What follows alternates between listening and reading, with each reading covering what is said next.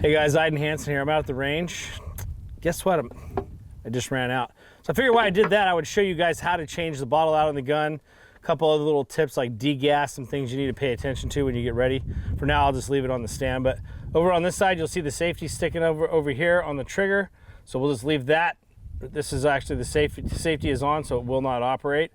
I will cock this back. If you don't cock it back all the way, you can still get the magazine out and do it that way. If you need to release the magazine, you can turn the safety off, pull the trigger, and it'll slide back forward without firing. But we want to make sure that the safety is in the on position, and what I'll do is I'll take it off the stand here.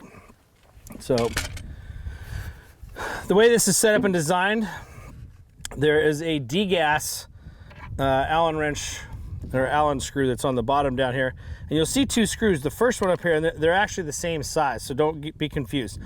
The first one just in front of the trigger guard here is actually to take the stock off the bottom. The second one is just to degas the actual gun. So I'm going to take this because there's a little bit of air left in the bottle, and I need to put the new one on, so I don't want to blow an O-ring. And the reason I'm degassing the air is if there's any air that's left in the bottle, when you go to unscrew it, when it gets up to where the O-ring is and you pull it past there, sometimes it'll pop the O-ring out or split the O-ring or whatever.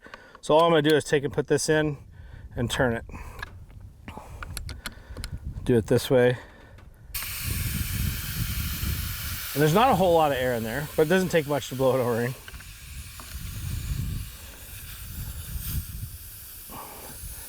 So I let the air out of there.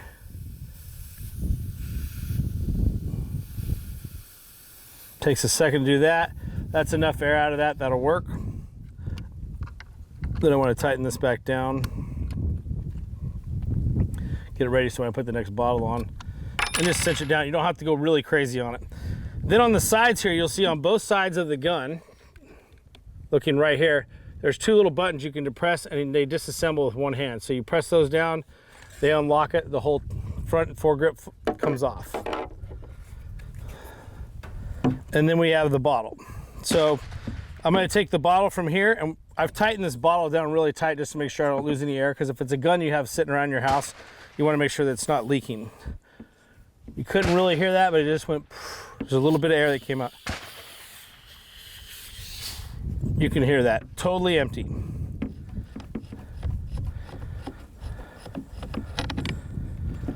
So once you open that up, you can see that it's pierced on the end, and you'll know that if you got a bunch of these things laying around or whatever you're using them for. If you look, you'll see that the one end's pierced and then the other one is not on this side. So I'll take this one here and you set that off to the side, and then we're going to screw this in. The way that I screw this in to keep it from, because some people, you got to kind of get to a certain point where you start to feel the resistance. And once you start to feel resistance, you're going to have to tighten it down pretty quick, and what that does is it seals the front half of this down past the O-ring so it locks into place. It'll prevent the air from leaking out of there, and then we're going to hand tighten it even further. And you're going to think you're not tightening it hard enough. Probably do that. And what I normally do is I'll put some oil on the end of it. I've already done it before, so there's already oil inside of there. But every couple, 2-3 times, every time you change one of these, put some oil on there and get it going, gun oil. So I can feel the resistance now. And you might be able to hear it if I do it next to the microphone. You hear this little push, and it'll fill up the gun. Okay, I feel it. I can hear it puncture right there. And I'm going to tighten it down. So I cinch that up. It's ready to go. All I have to do is slide this back on. This goes right back into place, and you can kind of see from the action how it locks in. That'll lock into place over time. So if you leave this out in a hot car, you press really hard on these things, you want to make sure you just kind of, when you pull this off, just use gentle care and it'll slide off off and on really easy. So with that, it's ready to shoot again. So all I gotta do is load some magazines, and we'll show you just kind of as a test. This one's already been cocked all the way back. I'm just gonna test it, and I'm not gonna shoot anything. It's just gonna be fired without a pellet in it, which is okay.